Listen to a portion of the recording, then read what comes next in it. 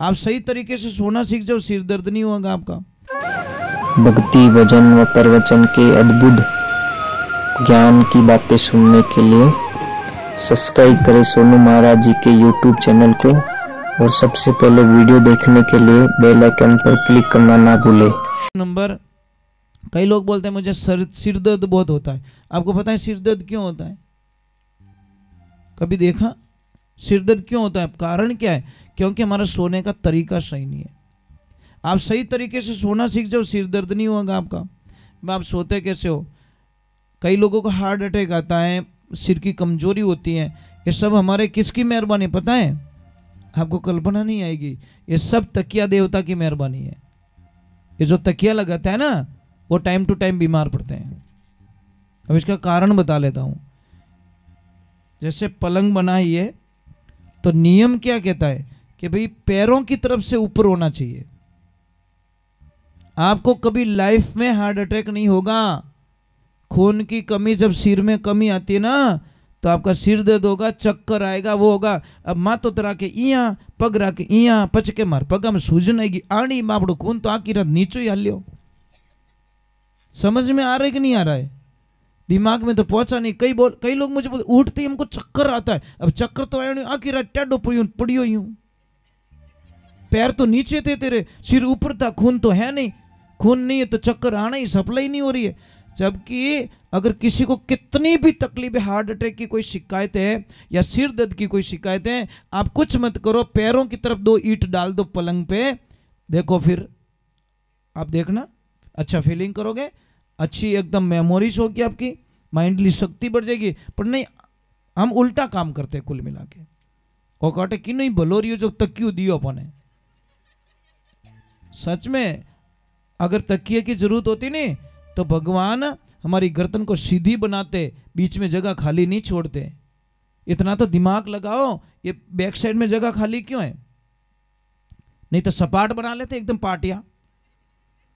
नहीं बनाया। भगवान को पता है यहाँ बाल जितनी एकदम मुलायम मुलायम नसें वो तकिया लगाने पर दब जाती है, इसलिए यहाँ से दबाना नहीं चाहते भगवान। इसलिए हमारी गर्दन को टेढ़ी बनाई यहाँ से। ये सोचिए, आप गहरा सोचिए, खाली जगह रहनी जरूरी है। आप सो जाओ तो अभी वो नसें दबे नहीं। आप एडो तकियो लगाओ, अटो दबनी चाहिए महाराज। ये प्रॉब्लम है। बहुत सारा धन आएगा आपके पास में, आपके घर में कभी पैसों की कमी नहीं रहेगी। मैं एक सूत्र बताता हूं, वो कर लेना, आपके पास पैसों की कमी नहीं रहेगी। कहते हैं कि कोई बहन थी, उसके ससुराल में काल घोषित हो गया, मतलब बारिश नहीं हुई। 2-3 साल से कुछ नहीं हुआ, मजदूरी बंद हो गई, खाना कुछ मिला नहीं। तो उस बहन ने सोचा कि मेरे भाई बहुत पैसे वाले हैं, मैं मेरे भैया के पास में जाती हूँ और 4-6 महीने के लिए कुछ खाने का ले आ देती हूँ, मेरे बच्चे पल जाएंगे, मेरे खाने का इंतजाम हो जाएगा, थोड़ा पैसे मिल जाएंगे। वो बड़ी आस लेके भैया के पास में जाती है, बड़ी आस लेके।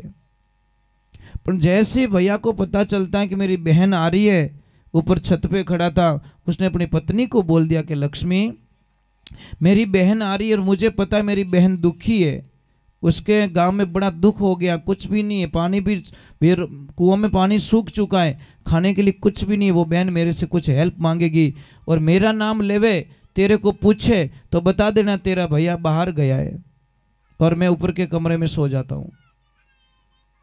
जैसे ही बहन आती है, भाभी को प्रणाम करती हैं और भाभी को बोलती है भाभी मेरा भाई कहाँ है? कि तो आपके भाई तो 5 दिन हो गए बाहर गए। भाभी मैं बड़ी आस लेके आई हूँ, कोई चीज़ चाहिए मुझे।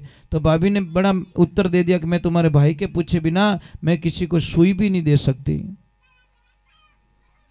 वो बहन रोती हुई वापस निकल गई कि बड़ी आस लेके आई थी मेरे, जहाँ पे मेरा जन्म हुआ, जिस घर में मैं खेला करती थी, आज वहाँ से मुझे हेल्प लेने के लिए किसी की इजाज़त की ज़रूरत पड़ती है। जब मैं पियर में थी तो मन चाहिए चीज़ मैं मेरे हाथों से लेती थी। देवियों वो घर इतना पराया क्यों हो जाता है? एक लड़की ने क्या गुनाह कर दिया कि उसके लिए वो पराया हो गया? अब वो बहन रोती हुई जैसे ही वापस निकलती है, सामने एक भाई बैठा था, उसने बोला बहन रोती क्यों है? कि मैं कुछ हेल्प लेने के लिए आई, मेरा भाई बाहर गया है। तो वो बोलियो कि देख वो भाई थारो बाहर गयो, ओ भाई तो अटे ही है, मैं थारो खून रो भाई नहीं हूँ, थारो रिश्ता रो भाई नहीं हूँ, तेरे समाज का भाई नहीं हूँ, पर तारा गांव रो तो भाई हूँ, हम साथ में पले हैं, साथ में रहे। बोल बहन आज तेरे में तकलीफ है, कल मेरे में, बोल तेरे को क्या चाहिए कि मेरे ये तकलीफ है। उसकी पत्नी को बोला लक्ष्मी कि हाँ पतिदेव के धारा पैसा आया है, यानी कोई चीज़ की जरूरत है। देखो पत्नी मिले तो ऐसी मिले भगवान की कृपा से, खूब तो खाने का दे दिया, खूब पैसा दे दिया, खूब कपड़े दे दिए, और पूरी बैलगाड़ी भर के अपने बेटे को बोला कि जा बेटा बुआ जी के घर पे छोड़ के आओ। और जैसे ही बेटा जाता है, महाराज पति पत्नी दोनों बात करते पीछे कि लक्ष्मी अगर वो जाएगा, बेटा जाएगा, बुआ कुछ बना के खिलाएगी, अगर वो खा के वापस आ गया तो महाराज अगर उसने बदले में कुछ नहीं दिया तो हमारा धर्म पूरा नष्ट हो जाएगा। पर 2 दिन हुए जब बेटा आया तो पैदल ही आ रहा है, तो उसको पूछा बैलगाड़ी कहाँ है, अरे कि मेरी बुआ जी ने कुछ खाने के लिए बना दिया और खाना खाया, देखा तो जेब में 1 रुपया नहीं था, मैं खाने के बदले में पूरी बैलगाड़ी दे के आ गया बुआ जी को। तब उन्होंने बोला कि अब हमारा जीवन धन्य हो गया। शास्त्र में लिखा है जो आदमी सच्चा सपूत होता है, सच्चा शास्त्र को मानने वाला होता है, वो बेटी के घर का कभी पानी भी नहीं पीता महाराज। दूसरी बात छोड़ दो, बेटी और बहन के घर का कभी नहीं खाता, अगर खाता है तो पहले बेटी का कर्जा उतार के, पहले बहन का कर्जा उतार के फिर वो खाता है। कर्जा उतारने का ये नहीं भाई 5 लाख रो कर्जो वो उतारने पर रोटी जिमनी, मैं ये नहीं कह रहा हूँ। मतलब उसकी थाली के नीचे कुछ भी रख ले, चाहे 11 रुपया रख लो, चाहे 101 रुपया रख लो, पर थाली के नीचे पैसे रख के ही बहन वहाँ पे भाई भोजन कर सकता है। तो एक बात का ध्यान रखना देवियों, अगर आपको घर में सुखी होना है तो आप ननद बैसा ने खूब दीजो, खूब देना, मना मत करना। हाँ बात नहीं जमी ना, ये तो घोटाला कर दिया हमारा से। है हिम्मत ननद भाई सारे अच्छो मामेरो भरो पक्का, अन कहीं तो भाई जी ने घर दे दियो पति देव तो चलेगा? है इतनी हिम्मत? बोले कि 25 साल मेहनत करके बनाए, ऐसे कैसे दे दूं, अंदर भी नहीं आने दूं? बहुत अच्छी बात है। अगर ये भाव है तो आपके घर पे कभी पैसों की कमी हो ही नहीं सकती पहले बात तो, क्योंकि आपका दिल दरिया है ना।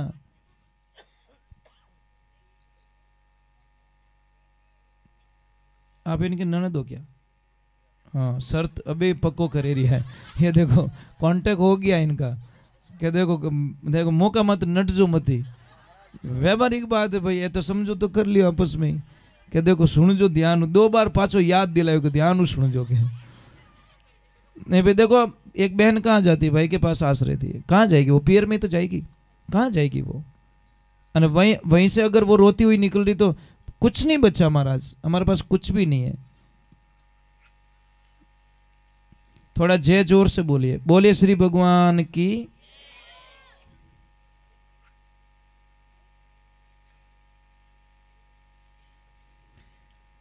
क्या बात है भाई, ऐसे ऐसे ऐसे अगर बच्चे मिल जाए तो जिंदगी में सफल हो जाए महाराज, ये लाइफ है महाराज। देखो जीतू भाई साहब इनके पापा मम्मी के नाम से एक प्याऊ बनवाने जा रहे हैं। भगवान गौ माता इनका खूब कल्याण करें और दिन दूना और रात चौगुना। भाई ये सच्चे मन से आपको आशीर्वाद है जीतू भाई साहब, बहुत बहुत धन्यवाद है आपको। देखिए एक ध्यान रखना, मैं आपके वंदन कर रहा हूँ, मैंने पहले ही बोल दिया कि माता पिता हमारे परमात्मा होते हैं। पापा मम्मी सब कुछ हमको दे देते हैं, सब कुछ। बोलो है कोई दानी ऐसा दुनिया में जो अपनी पूरी जीवन की कमाई भूखे मर के पैसा बचाया हो और लास्ट में बच्चों को दे के जाए? कोई है ऐसा दुनिया में? सिर्फ पापा मम्मी के अलावा कोई नहीं कर सकता। और जो माता पिता ने, बेटा एक ध्यान रखना, बहू को ये शब्द कभी मत बोलना, कभी नहीं बोलना चाहिए कि हमारा सास ससुर मैंने कहीं दियो, ये शब्द बेटा कभी मत बोलना। सास ससुर आपने बेटो दियो, इनो मोटो दुनिया में कुछ नहीं दे सक्या, पर वनो बेटो तो थाने दे दियो। फिर भी अगर आपकी नीति अच्छी नहीं है तो फिर क्या करे महाराज? कौन आप रो बेटो देना चाहे? कोई नहीं देना चाहे। तो ये ध्यान रखना, सास ससुर अगर कुछ बोल रहे हैं ना तो बोलने दीजिए, वो है तब तक बोल रहे हैं, बाद में कोई नहीं बोलेगा, ध्यान रखना। अपने मारवाड़ी में एक कहावत है, 100 मरजो पण 100 ने हाका करने वालों मत मरजो। समझ में आई नहीं, समाज में कोई बोलकनो आदमी रहे नहीं, वो चाहिए महाराज। समझ में आई नहीं, कोई गलत रास्ते वो बीच में बोले ना हाका करे ने ठाणे लाई दे, एड़ो आदमी चाहिए महाराज, ध्यान रखजो। चलो एक बार भगवान के और जीतू भाई साहब के पूरे परिवार के लिए बहुत बहुत साधुवाद।